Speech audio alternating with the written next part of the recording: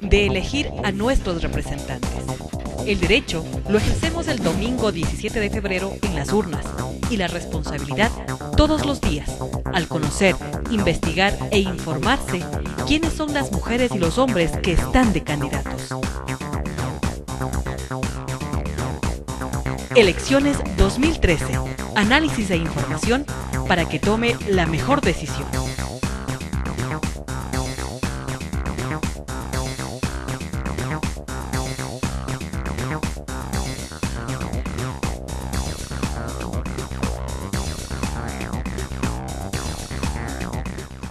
Amigos, amigas, buenos días. Seguramente usted eligió hoy día qué ropa ponerse para irse al trabajo o para irse a otras actividades. Seguramente usted, ama de casa, eligió qué cocinarles de desayuno para sus hijos, para su esposo, para su familia.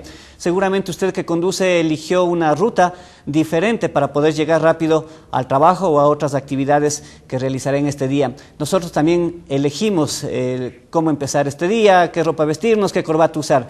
Y es que estamos en época de elecciones y elegir es parte fundamental de las personas, del ser humano, del hombre y de la mujer.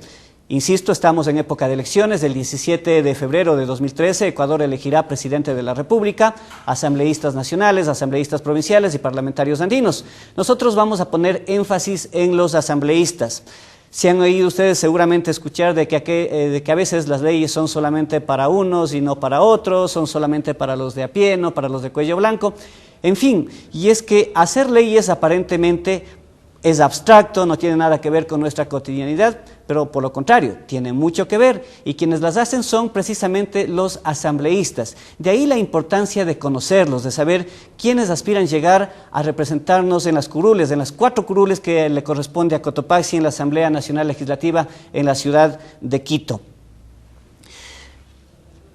Dicho esto, les queremos dar la bienvenida a este programa, Elecciones 2013, que por iniciativa de TVMIC, del canal del Movimiento Indígena y Campesino de Cotopaxi, en su señal 47 con cobertura en Cotopaxi y Tungurahua, empezamos este día y que durará hasta el 17 de febrero, el día de las elecciones. A partir de mañana, martes, entrevistaremos a 2 candidatos por día, media hora a cada uno, y el orden dependerá de su apellido, del orden alfabético de los apellidos de los candidatos. El día viernes, esto durará hasta el día jueves 14 de febrero en que se cierra la campaña electoral. El día viernes haremos un programa de análisis, el día sábado haremos un programa especial sobre las previas de las elecciones, y el día 17 tendremos una jornada completa de cobertura desde muy temprano hasta muy noche.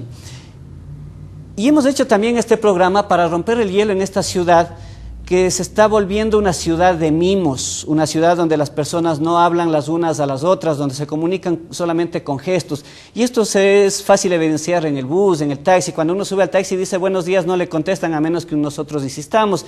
Si uno sube al bus, el controlador solamente les tira la mano en vez de decir pasaje, por favor. Y esas cosas es bueno romperlas y recuperar la comunicación entre nosotros. Y este primer programa, este día lunes 3 de marzo, hemos querido iniciarlas justamente hablando del proceso electoral y también del papel que juegan los asambleístas. Y les ofrecemos disculpas de antemano porque hemos empezado con retraso. Este programa se transmitirá todos los días desde las 7:30 hasta las 8:30, pero es natural, es de nuestro primer programa y es una experiencia nueva también en este canal que justamente o precisamente apunta hacia la participación ciudadana, hacia hacer las cosas distintas, de maneras alternativas. Y entonces le agradecemos ahora la presencia del doctor Miguel Sierra. Él es el delegado o el director de la Delegación Provincial del Consejo Nacional Electoral, el CNE, en Cotopaxi. Miguel, le agradecemos muchísimo por estar aquí. Ustedes, junto a Elsa María Simón, la presidenta de la Junta Provincial Electoral, las autoridades en materia de elecciones ahora en Cotopaxi.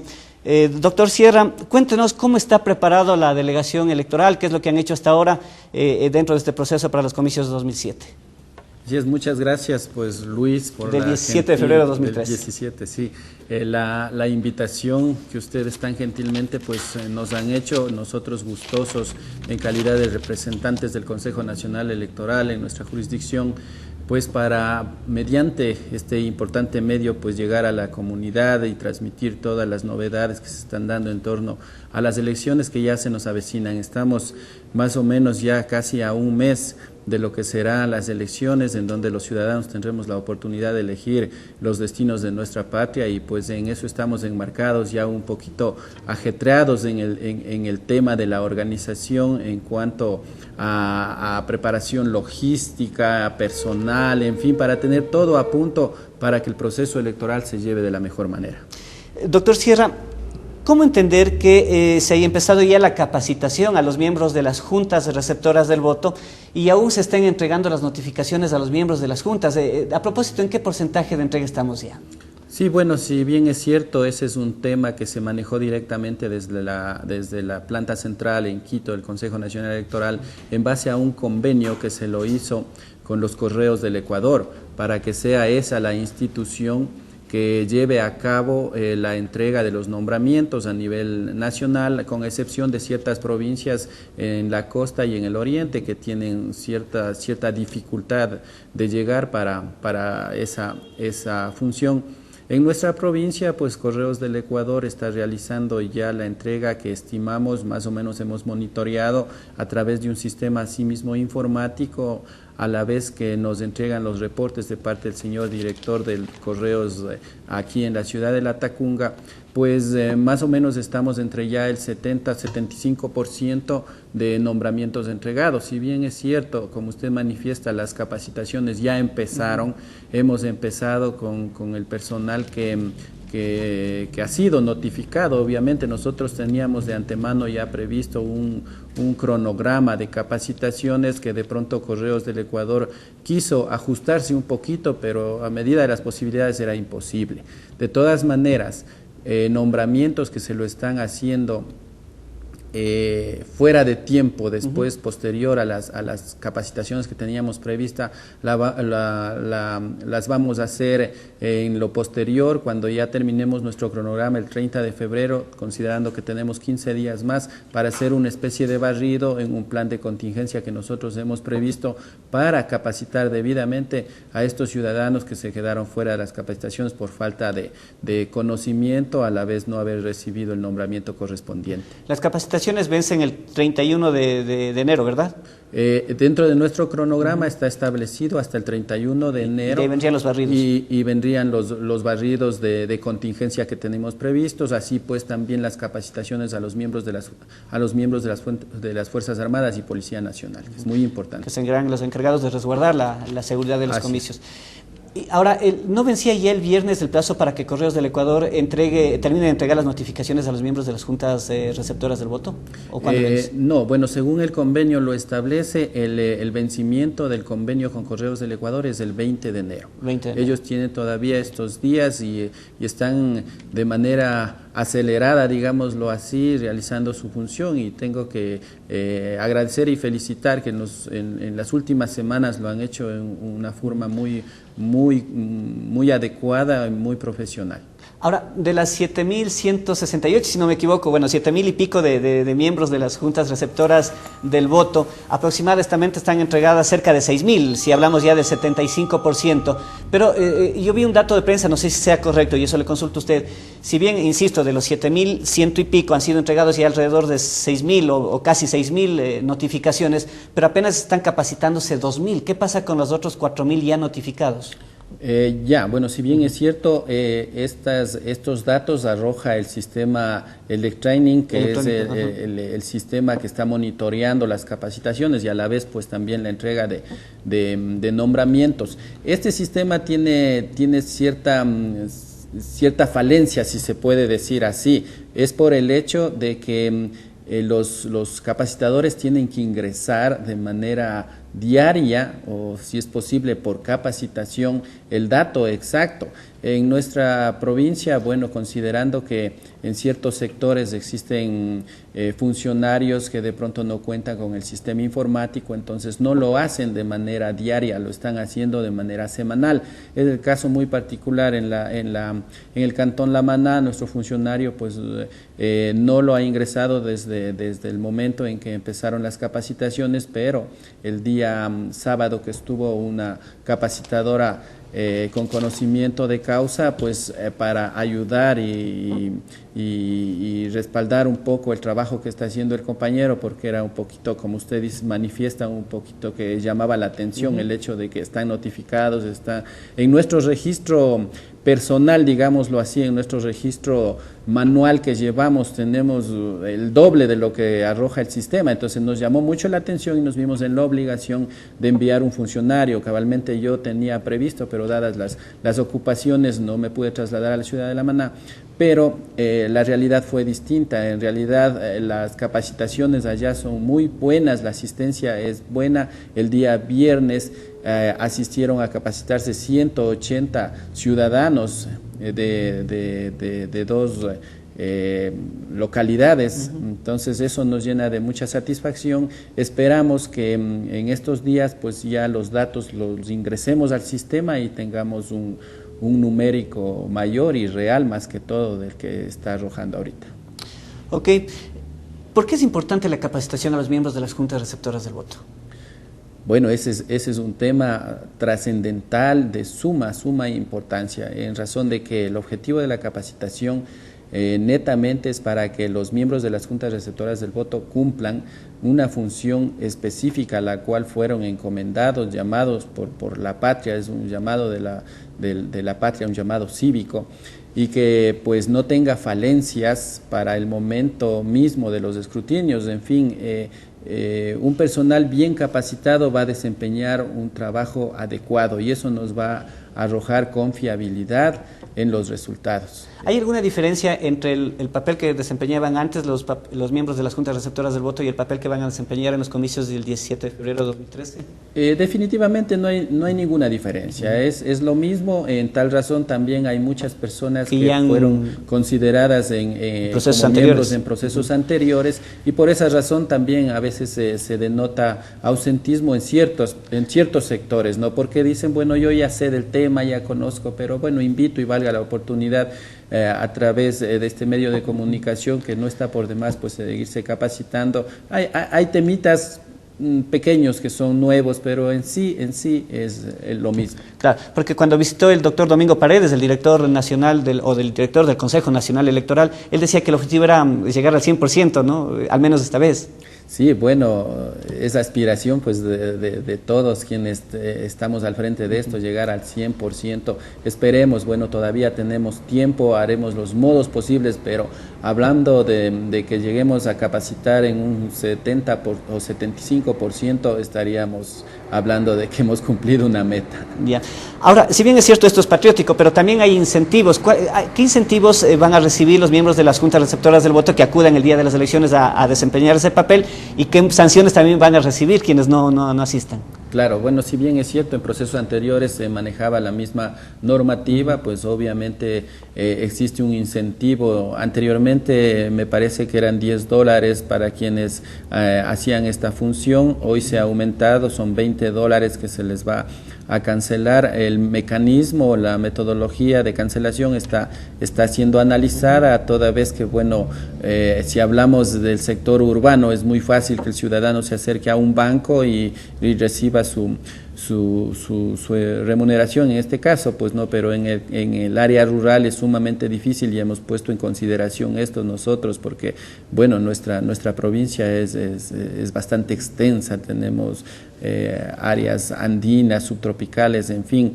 Es difícil que un ciudadano de un recinto muy alejado, digámoslo así, se traslade a la ciudad para recibir sus $20, tomando en cuenta que gastaría pasaje, alimentación, en fin, de lo cual prácticamente no le quedaría mayor cosa, ¿no? Así que está analizándose la metodología y la forma para retribuir, en este caso, a quienes nos ayuden en esta difícil tarea, diría yo. Y para los electores, si bien aquí el voto es obligatorio en Ecuador, no sé si me equivoco, parece que vi un dato en la televisión de que también se había incrementado el monto de la sanción, ¿o se mantiene el mismo? Bueno, el monto de la sanción, como lo establece el Código de la Democracia, es el 15% del salario unificado. O sea, aumenta, pero en función de que aumentó el salario, más no porque se haya aumentado el porcentaje del... Así es, considerando que, claro, desde el 1 de enero salario. Subió el salario unificado. Ok. Doctor Sierra, vamos ya a las últimas acciones que está desarrollando el Consejo Electoral, la Junta Provincial Electoral, aunque eso le corresponde a la doctora Simón, que de paso les decimos que la doctora Simón estaba invitada a este programa. La producción de este canal, Marisa Salazar, específicamente habló con la doctora Simón el día jueves anterior. La doctora se había comprometido a venir, le hemos insistido toda la mañana, pero no hemos tenido la suerte de comunicarnos por teléfono. Esperamos tenerla en otra ocasión en este programa, en este set y en este canal. Doctor Sierra, ¿cómo están los recintos electorales? Porque estamos ya empezando la etapa fuerte del invierno. Bueno, no fuerte, estamos empezando el fuerte. Más bien se ha retrasado el invierno, porque para estos meses ya la etapa solía ser fuerte. Más bien estamos, digamos, tranquilos en ese aspecto, pero no quita que el día, para el 17, que todavía falta más de un mes, estemos ya en una etapa fuerte.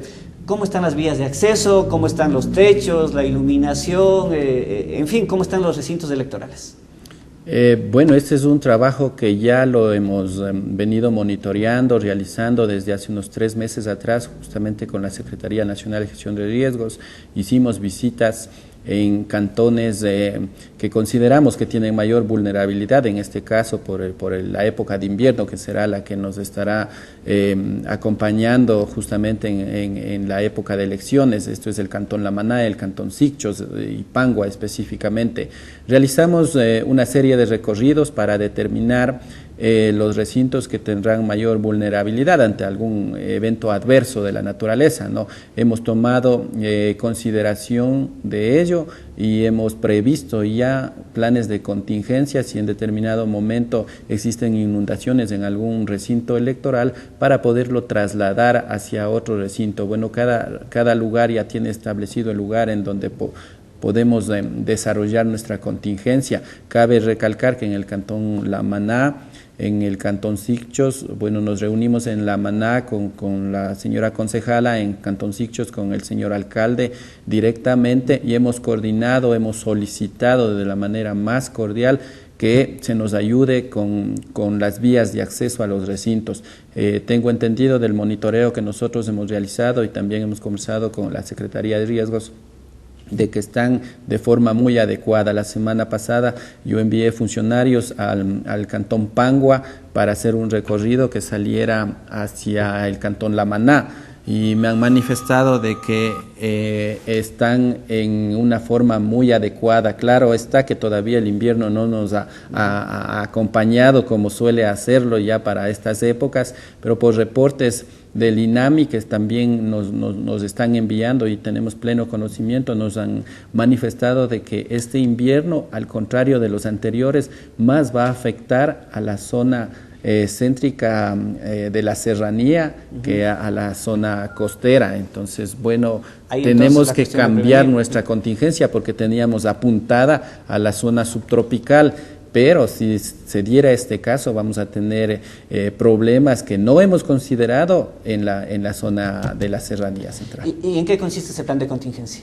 El plan de contingencia netamente radica en evacuar el recinto electoral en el determinado momento en que notemos que ya faltando poco tiempo es inadecuado para realizar la actividad electoral en él, y trasladarlo hacia otro lugar. El día de las elecciones. El día de las elecciones, netamente, trasladarlo hacia otro sector que presente mayores seguridades, tanto para quienes van a laborar como miembros de las juntas receptoras del voto, como para los ciudadanos que se acercarán a ejercer el voto. Pero ¿por qué más bien no prevenir y hacerle de una vez en ese sitio que es más seguro, en vez de hacerle en el recinto tradicional?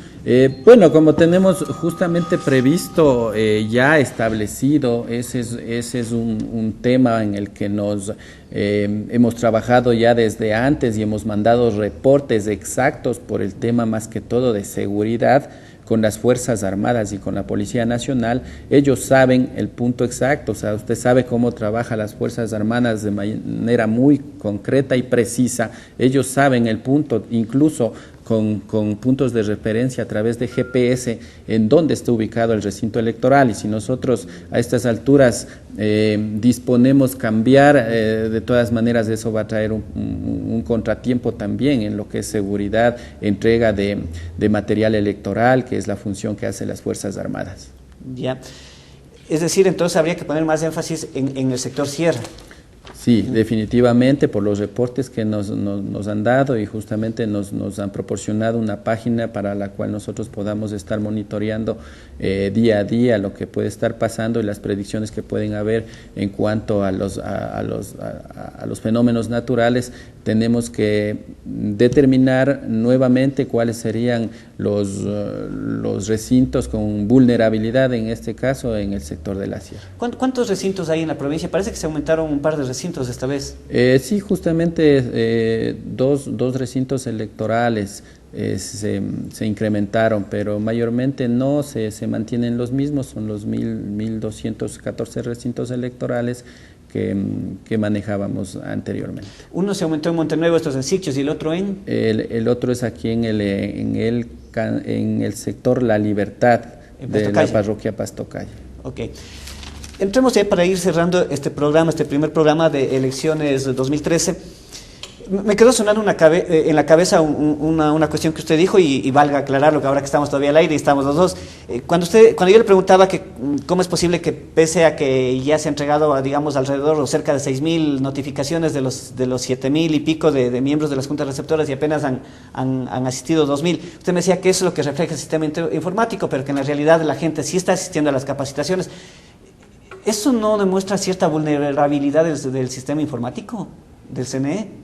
Ciertamente, bueno, hay que reconocer eso, pero bueno, eso no significa de que sea el sistema informático global. ¿Ya? Simplemente este es un sistema particular, digamos, de monitoreo nada más, que se creó, se incrementó, es el sistema ElecTraining, para monitorear justamente las capacitaciones, pero nosotros justamente porque nunca se puede confiar en un sistema informático, desde luego nosotros estamos llevando registros manuales de asistencia, así también de evaluaciones, porque tenemos que evaluar tanto a los capacitados como a los capacitadores también, para que esto se realice de la forma más adecuada.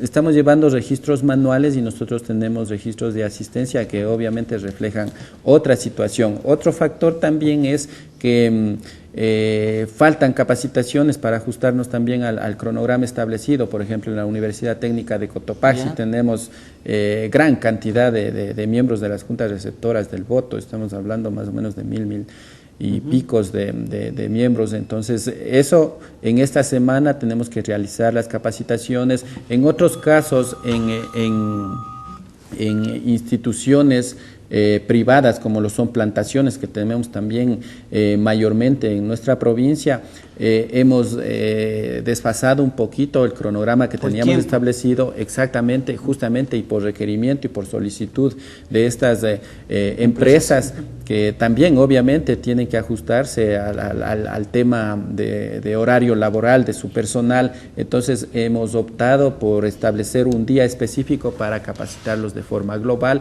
y lo estamos haciendo y estamos conversando con todas estas instituciones para capacitar los fines de semana que tienen menor carga laboral, sea sábados y en algunos de los casos los domingos en que tienen libre, para realizar esta actividad y no entorpecer quizás el desarrollo normal de estas empresas. Y a propósito de monitoreo, precisamente, ¿cómo está el monitoreo? Ya empezó la propaganda electoral de manera oficial, es decir, al menos en los medios masivos, radio, prensa, televisión, vallas e incluso en los medios electrónicos, desde el viernes 4 de enero y esto se extiende hasta el jueves 14 de febrero. ¿Cómo está el monitoreo desde la Delegación Provincial de Cotopaxi?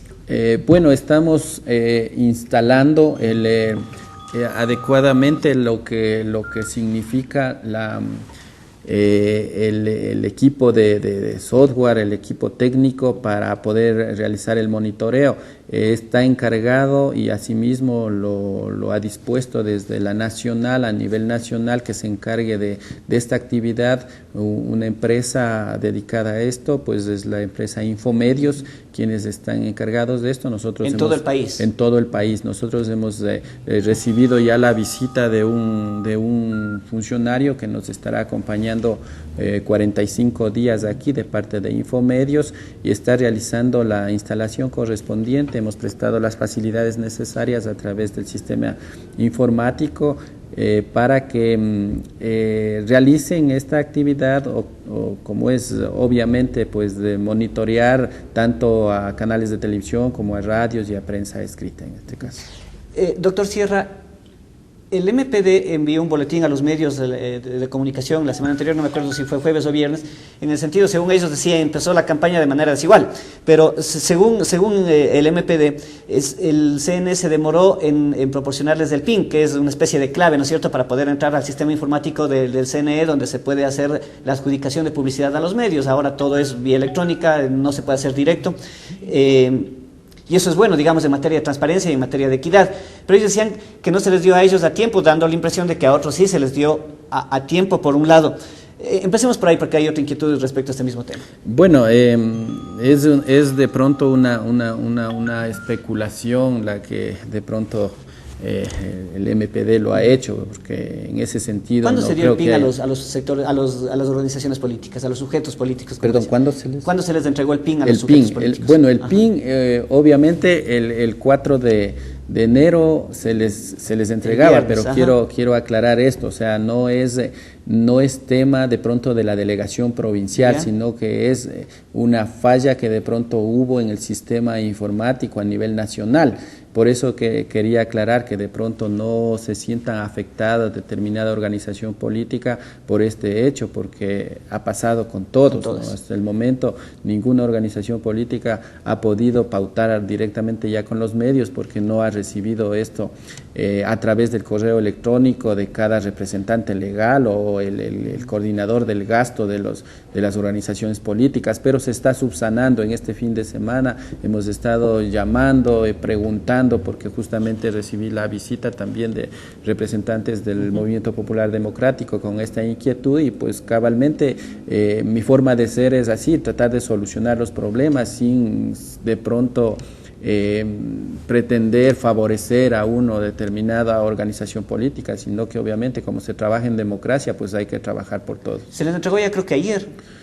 Tengo entendido que el día de ayer ya recibieron, entonces ya porque están a nivel nacional facultados. Tampoco se vio publicidad todo el fin de semana desde el viernes, pero ya anoche salió ya una publicidad, creo que era de Creo, si no me equivoco, entonces eso quiere decir que ya se les entregó ya el PIN. está trabajando el PIN. Sí, hay otro tipo de falencias, un poquito más ya de forma en la solicitud, en el momento de pautar, que habla de las circunscripciones territoriales. Obviamente en nuestra provincia no tenemos circunscripciones, sino en Pichincha, Guayas y Manabí, entonces creo que el sistema fue más pensado en esas provincias, claro. Y ahí es donde, afecta al resto del país. Se truncaba, porque si usted no llenaba ese requerimiento, obviamente no pasaba al siguiente paso.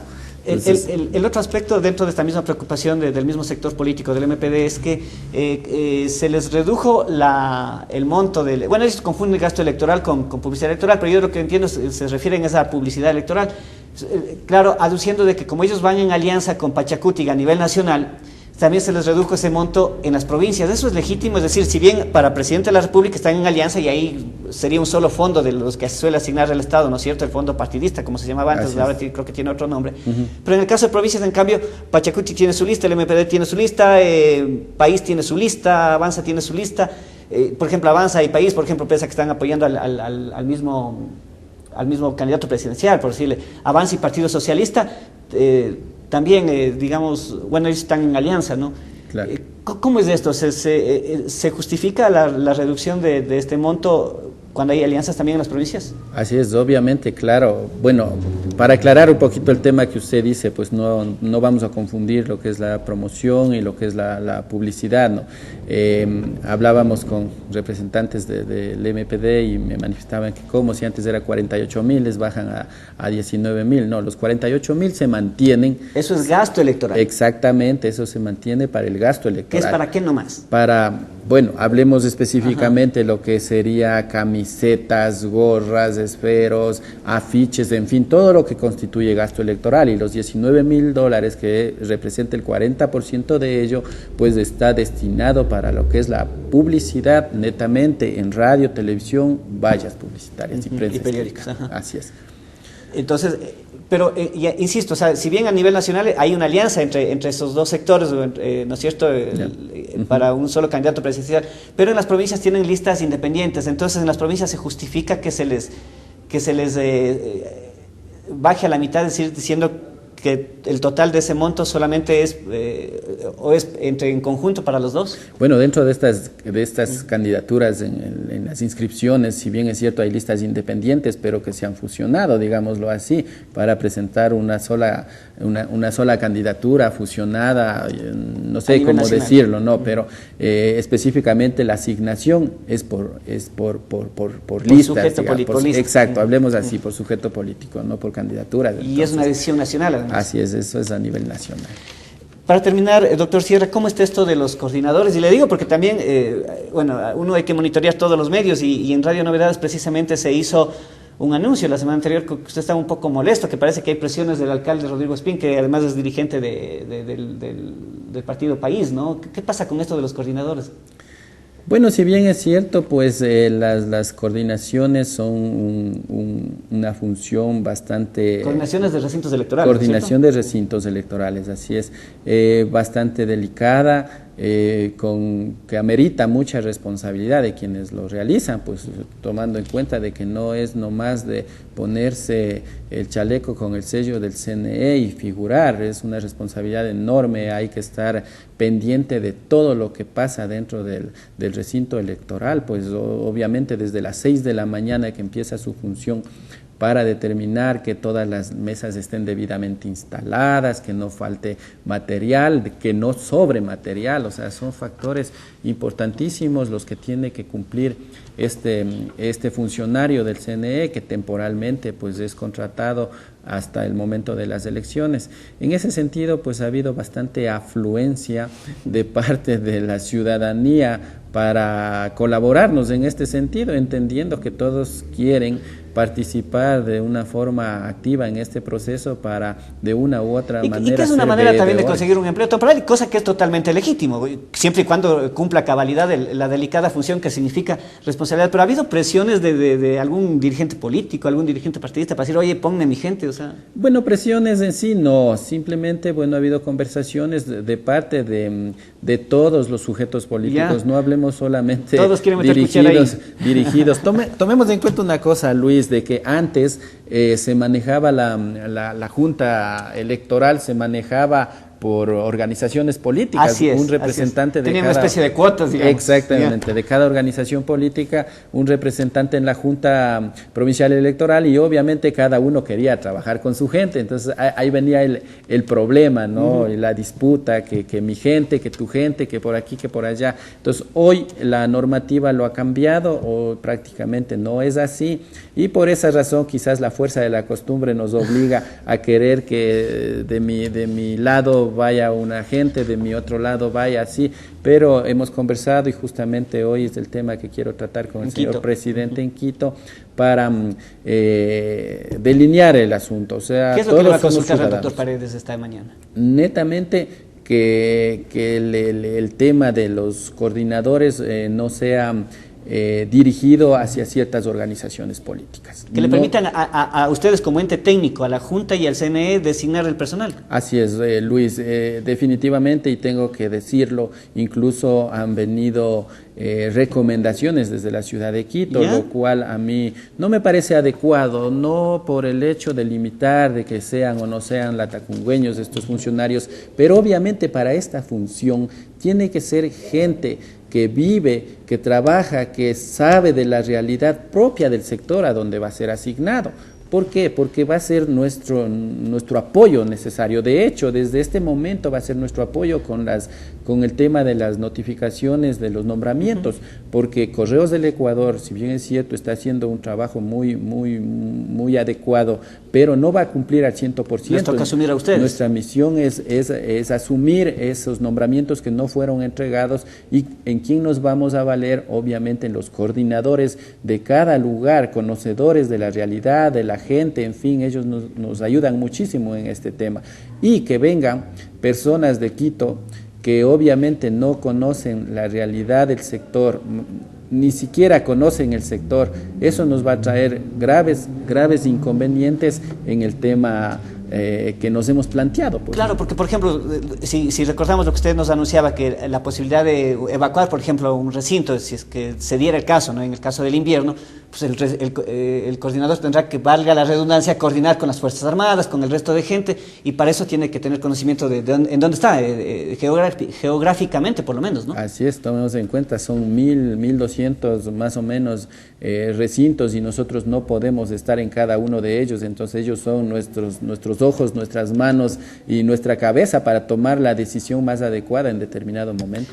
Doctor Sierra, le queremos agradecer muchísimo, y en verdad queremos agradecer, amigos del doctor Sierra, igual estaba invitado, pero ustedes entenderán el trabajo que representa, la carga de trabajo que representa ahora para las autoridades electorales, así como nosotros también les ofrecíamos disculpas porque los medios todos los días estamos inmiscuidos en noticias, en programas de otras naturalezas, y realmente el personal y los recursos que tenemos es limitado para la cantidad de cosas que hay que hacer, para la cantidad de responsabilidades que tener. Entonces también les entendemos y le queremos comprometer que no sea la última vez ni la primera en este programa. Sé que en el canal ha estado ahí otras ocasiones, y aunque sea por teléfono estaremos contactando a lo largo de estos 45 días que va a durar el programa para novedades de última hora. Igual si ustedes consideran pertinente de que necesitan comunicar algo, no hay problema, llámenos y hacemos un paréntesis en el programa y salimos vía telefónico, si gustan estar presentes aquí, doctor Sierra. Claro que sí, muchas gracias, Luis, y de antemano ese agradecimiento, esa felicitación, porque vuelvo y repito, pues a través de los medios de comunicación nosotros podemos llegar a la ciudadanía, podemos llegar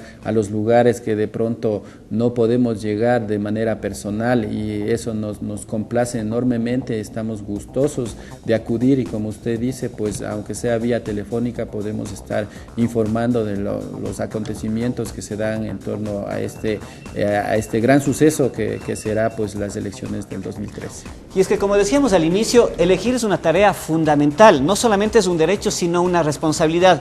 Por eso el esfuerzo de este canal en realizar este programa, porque si no sería fácil, nos dedicaríamos a moler videos musicales, por decir algo así, y las elecciones a nosotros ni nos van ni nos viene, pero lastimosamente sí nos afecta, para bien o para mal, sí nos afecta. Así ha estado con nosotros el doctor Miguel Sierra, delegado del Consejo Nacional Electoral en la provincia de Cotopaxi. Vamos a una pausa y regresamos enseguida con más de elecciones 2013.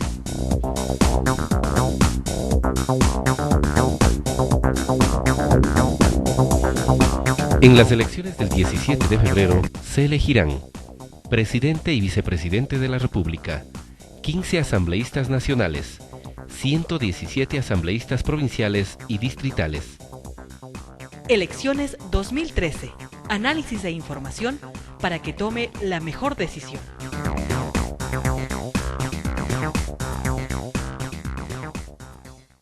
Tenemos el derecho y la responsabilidad de elegir a nuestros representantes. Elecciones 2013. Análisis e información para que tome la mejor decisión.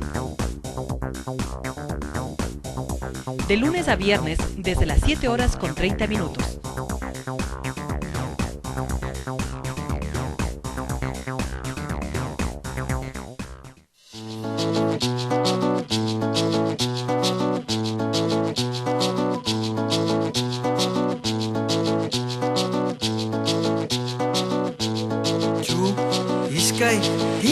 TV MIC 47, el canal del Movimiento Indígena y Campesino de Cotopaxi.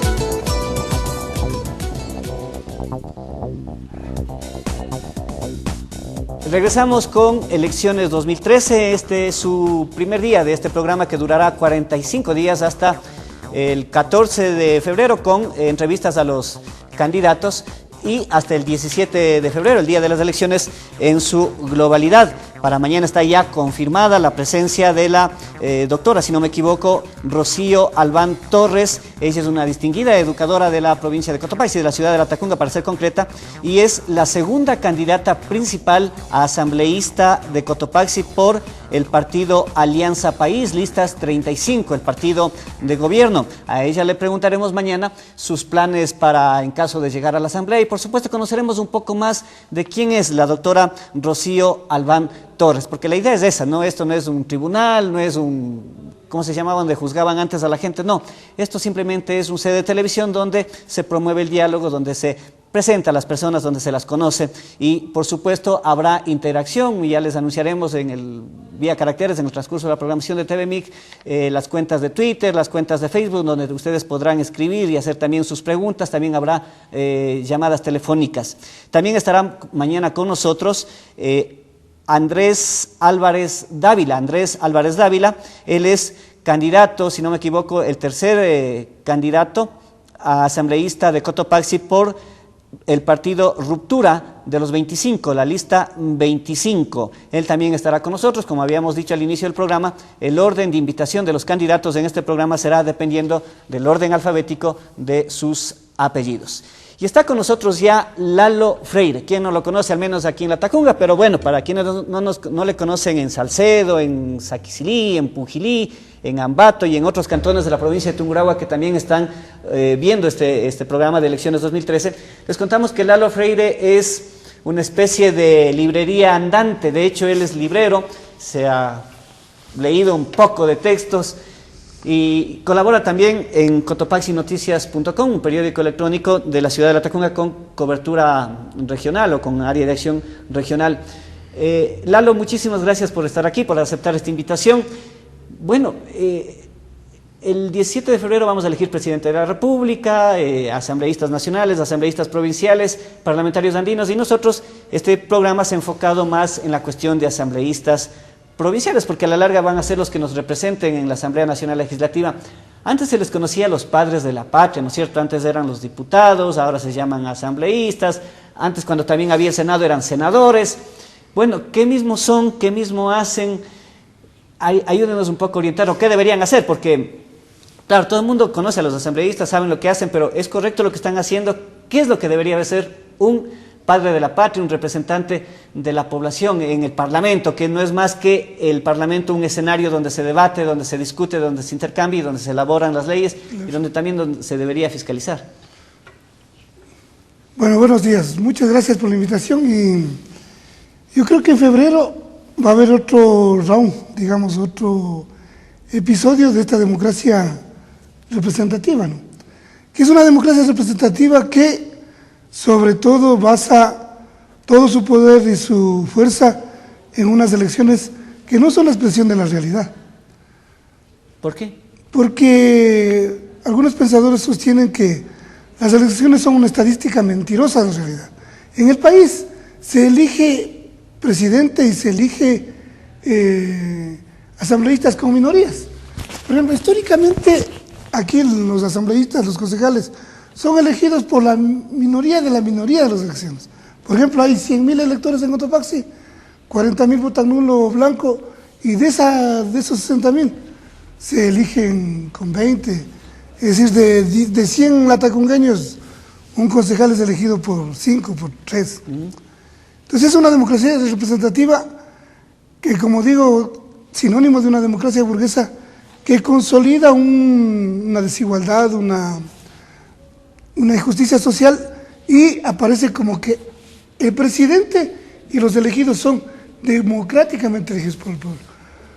Mi particular punto de vista, que no es compartido por muchos, es que esta es una democracia no directa, no es una democracia, es una democracia que elige, es una democracia representativa y es una democracia que no resuelve los problemas, en primer lugar. Y en segundo lugar, creo que los latacungueños y los cotopaxenses tenemos un sabor amargo de nuestros asambleístas.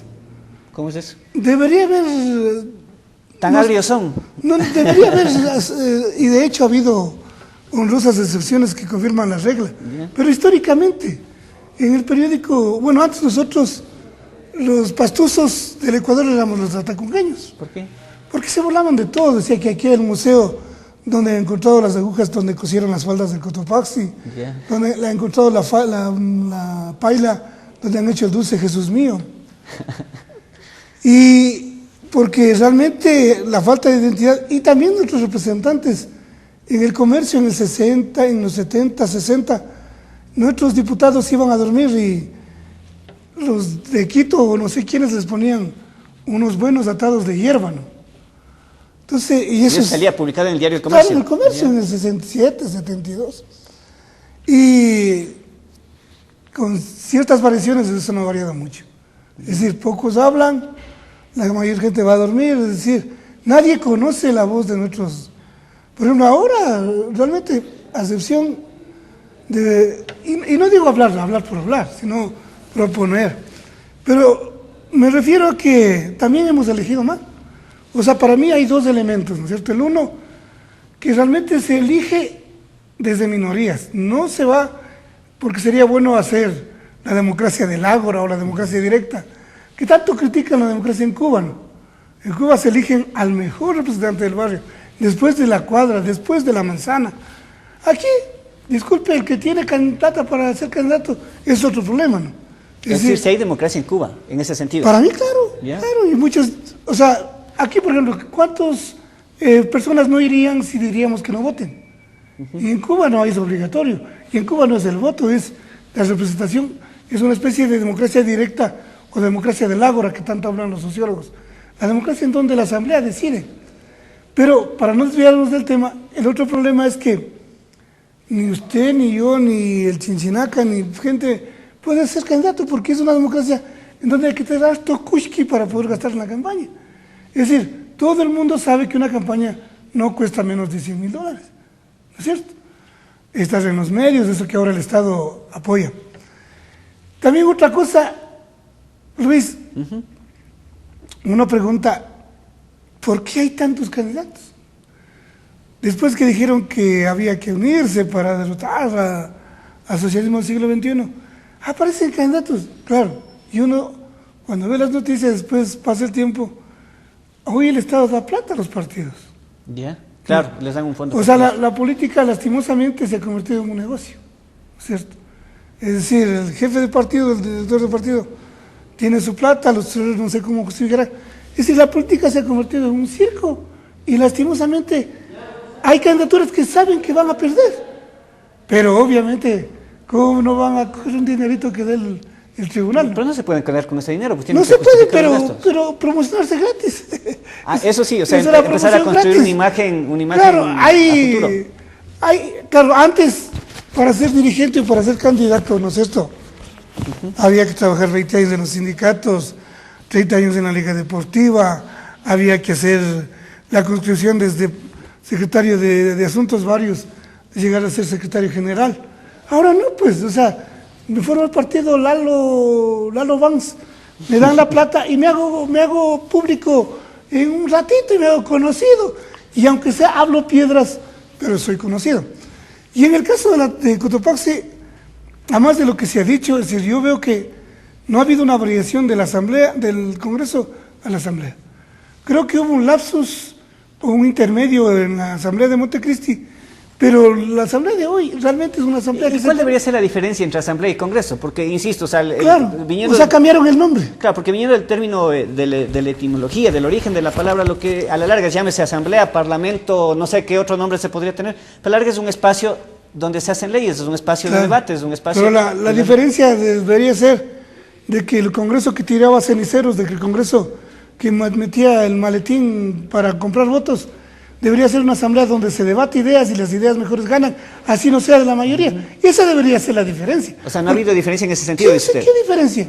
Yeah. Porque la palabra asamblea significa en donde tú debates, tú discutes, y no gana el que más grita, no gana el del maletín, no gana el que tiene el poder ejecutivo, gana las ideas correctas. O sea, y ese es el problema. O sea, en la asamblea, las ideas correctas, las ideas que incluso tengan validez históricas y de país, nunca pasan porque a lo mejor son de la minoría. Pero hay una diferencia que resalta, por ejemplo, el presidente Correa, que está de paso dicho, está candidato a la reelección. Antes había bastante oposición en el Congreso. Si bien el régimen, como ahora, el régimen democrático, el régimen, se me va el término, pero... Si bien el régimen es presidencialista y esa vez también era presidencialista, pero a la larga quien gobernaba realmente no era el presidente de la República, sino que gobernaba el Congreso porque la oposición bloqueaba todos los proyectos de leyes. En cambio ahora esta Asamblea ha logrado que el Ejecutivo pase la mayoría de sus proyectos de leyes, que a la larga son también productos, ¿no? Y no solamente en áreas económicas, sino también en área judicial, en otras áreas. Ahí no se puede apuntar una diferencia como punto positivo.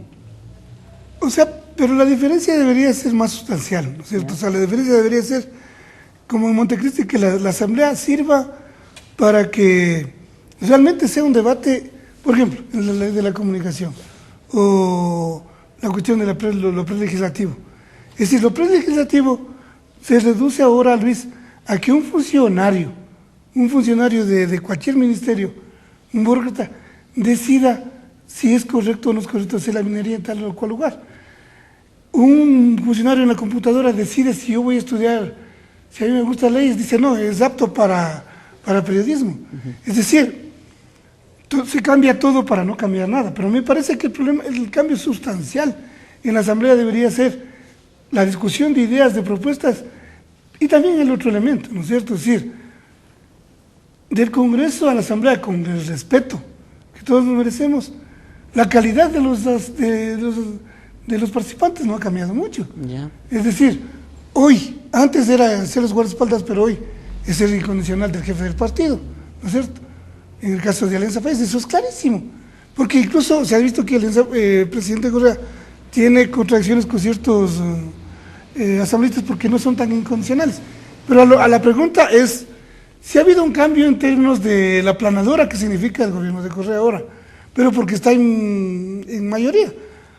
Veamos cuando haya una mayoría de la oposición o que no estén alineados con el gobierno. Pero aquí hay un problema también que hay que analizar. Los problemas para la gobernabilidad de Correa no han venido ni siquiera de la oposición, han venido del mismo partido. ¿Por qué? Salió César Rodríguez. No digo, ¿ya qué se debe eso? ¿A qué cree usted Es que se debe eso? ese es un partido en donde están de varios colores y no hay una unidad ideológica. Es decir, no hay un partido que esté ese soldado unido por la pega, por la suelda de la ideología. Es un partido que está erigido en torno a una figura. Y es un populismo que muchos han dicho es el velasquismo, el sexto velasquismo, ¿no? Y en el caso de la provincia yo creo que nosotros en esta vez debemos, y ahí sería bueno analizar un poco, ¿no? ¿Por qué Guayaquil pudo, a través de sus asambleístas, tener el malecón con los impuestos de todo el país? ¿Por qué en Loja serán distintos los lojanos a nosotros?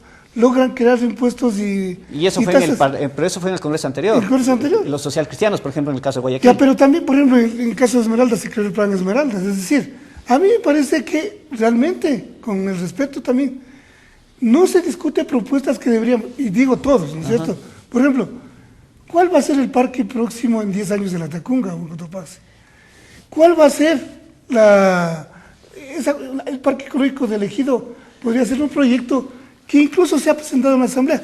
La cuestión del parque Cotopaxi lleva un ministerio y lleva otro ministerio. No hay una ley que podría, por ejemplo, yo digo, una ley que presenten los asambleístas para que todo el ingreso, ¿no es cierto?, del parque Cotopaxi quede para reforestación de la reserva Cotopaxi. Si nos faltan ideas... Ya vamos a ir a eso, a ver qué temas deberían topar los asambleístas, pero regresando a lo que estábamos tratando antes de decir, para nada han cambiado con denominarse ahora asambleístas los representantes de Cotopaxi con lo que antes eran los denominados diputados. Y vayamos concretos, o sea, en el último periodo hubo diputados y el gobierno los tildó como los diputados de los manteles, hubo no sé qué es lo que pasó, o sea, bueno, se acabó el Congreso y se eligió asambleístas. En esa materia, ¿ha habido algún cambio con los 4 que salieron y los 4 que están ahora y están por salir? Bueno, yo creo que la calidad un poco sí ha habido un cambio, porque antes los diputados eran más terribles, ¿no? Y ¿Más no terrible en qué sentido? En que aquí la derecha, la partidocracia, no sé si te recuerde, en el tiempo del PER era terrible, ¿no es cierto? O sea, sí ha habido una modificación, no podemos tampoco ser ciegos, ¿no es cierto? Hoy estuvo el Pachacuti, está el MPD, estuvo el mismo país. Sociedad Patriótica. Y claro que es la expresión un poco de ese electorado, que yo digo todavía es un electorado populista de derecha, pero antes los diputados eran, y eso sí ha habido un cambio en la provincia, y lo que hasta ahora se da, ¿no es cierto? El gerente de la empresa del Jaque Novoa es el candidato a diputado, es decir, pasamos del problema de la hacienda de los mayorales a una especie de mayorales, de ser mayorales modernos. Eso sí se ha modificado un poco, porque ahora son representaciones un poco más de partido, más de organizaciones sociales. Sí ha habido un cambio, pero lo que no ha habido un cambio, y yo tengo que decirlo, es en propuestas que realmente generen desarrollo y la provincia sea conocida, porque los de la Tacunga proponemos, pues no. Pero en eso no ha habido un cambio. Y segundo, el cambio hubiera sido, digamos, mucho más notable si no hubiera habido, todos sabemos que desde el gobierno hay, los asambleístas de Alianza País no tienen una autonomía, porque, Luis, usted puede ser del mismo partido, usted puede tener la misma línea, tenemos un proyecto, nos vamos a Naxichi, ese es el norte, pero yo me puedo ir por Salcedo, me puedo ir por la Taravita, lo importante, y además no solo el camino, sino los objetivos, ¿no es cierto? Pero lo que se ve en la asamblea es de que los mismos asambleístas en algunos temas, usted recordará lo del fiscal Pesantes y otros temas, los mismos asambleístas no están de acuerdo, por quedarse, por no perder la próxima curul, por no dejar de ser. Ha habido realmente, yo digo, un parecido a lo de la partidocracia anterior. Ok, a eso iba precisamente, porque parece que en cambio quienes sí se sienten bien en la asamblea son los asambleístas actuales, porque al menos el 40% de los asambleístas actuales van a la reelección, y en el caso de Cotopaxi, si bien, digamos, el único que busca directamente la reelección es el arquitecto Francisco Ulloa del MPD como asambleísta provincial, pero la doctora Tibán, por ejemplo, busca la reelección ahora ya no como provincial, sino como nacional, y el señor Fernando Cáceres indirectamente busca la reelección a través de su señorita o señora hija, pero ya en otro partido distinto, en el partido Avanza en vez del Movimiento País. Digamos, el único que queda fuera, pasé por la asamblea y ya no voy más, es el asambleísta Patricio Quevedo. Claro, lo que pasa es de que alguien decía alguna vez que el poder es peor que la marihuana, ¿no? ¿Ya? Crea adicción, crea adicción. ¿Y da plata también como la marihuana? Y yo creo que a lo mejor hasta más, porque y usted no tiene riesgo de que le cojan.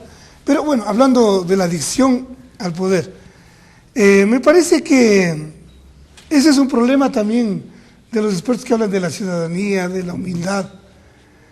Es difícil que una persona que haya probado el poder o las mieles del poder vuelva a la base. Eso es, creo que digno de análisis sociológico, psicológico, y creo que hasta para los cristianos es un análisis, porque, o sea, usted ve que la gente que llega a un determinado puesto no quiere salir de ahí. Entonces ese es un problema que tiene la democracia, y que es un problema que tiene que ver con el problema de la organización, porque yo ya llegué a ser concejal, no, yo tengo que ser alcalde, ¿no es cierto? O sea, no tengo la humildad de volver a ser el militante, el compañero que organizó, el compañero que estuvo en las pintas.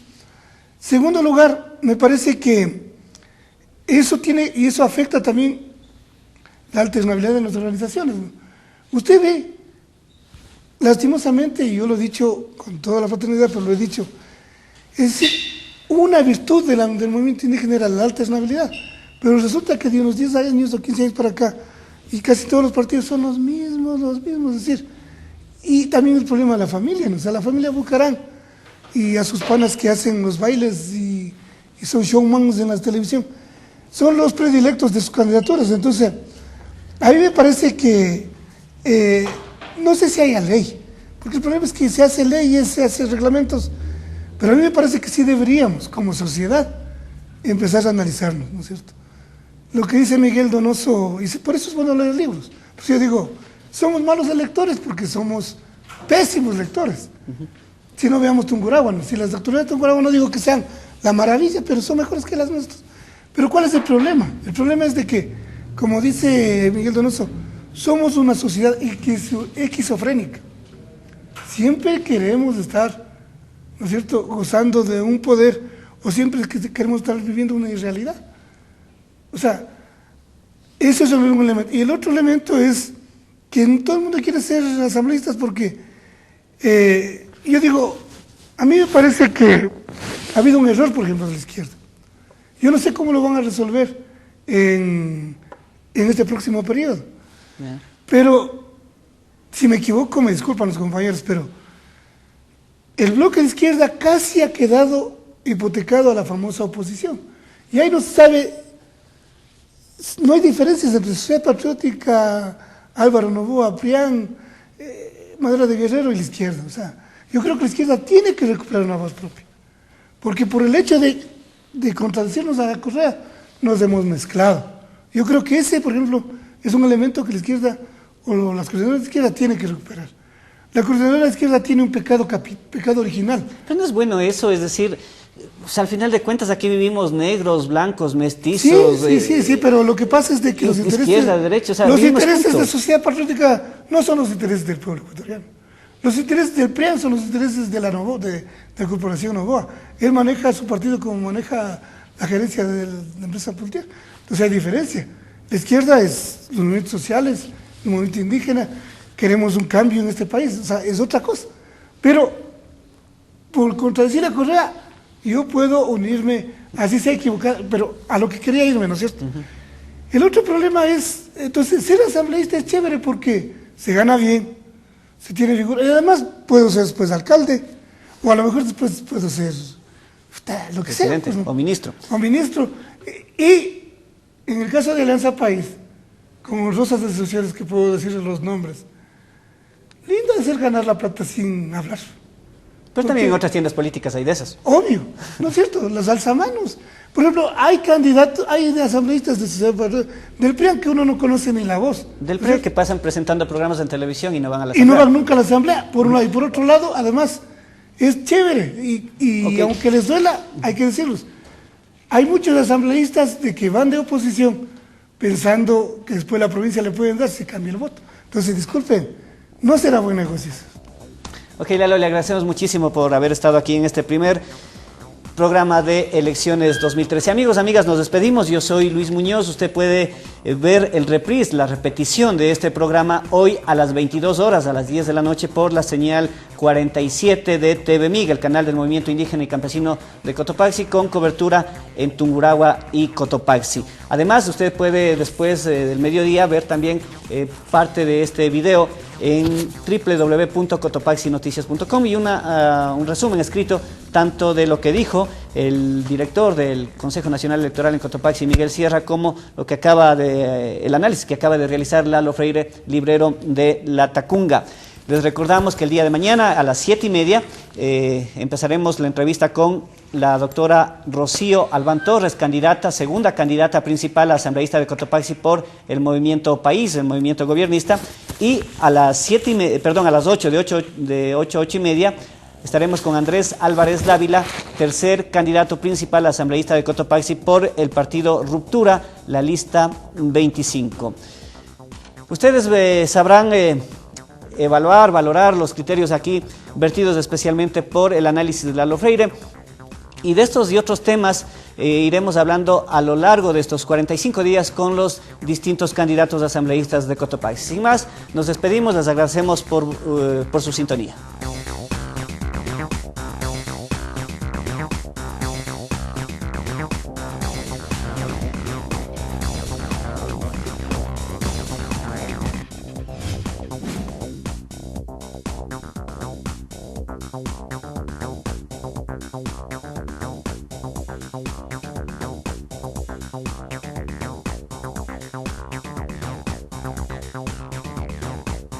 Elecciones 2013.